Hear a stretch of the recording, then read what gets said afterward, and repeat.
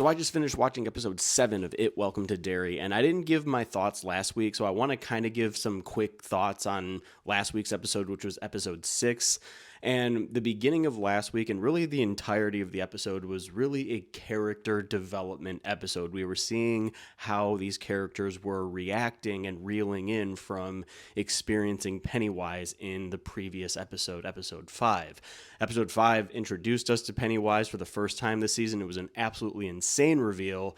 Last week was more so the characters kind of being torn apart with that, especially with Leroy in the beginning of the episode attacking Will. And this week we got the Bob Gray or Robert Gray story in the very beginning of the episode before jumping to where we picked up at the Black Spot last week. And this entire episode is just an emotional roller coaster, probably one of the most emotional episodes of television of 2025. I mean, the Black Spot scene, the way that that was shot all in one take, you know exactly what's going to happen as soon as the group of men walk outside. They're like, this is not how we handle it. Boom, they start burning the entire place to the ground because they're trying to get Hank.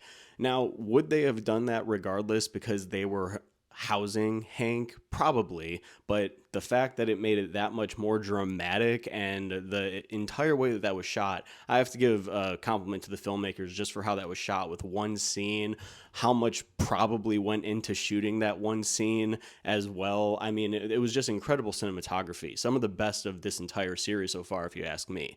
Now, they did pull the trigger and we did say goodbye to one of our most beloved characters of this season, and that is Rich. Rich did end up dying tonight in the fire.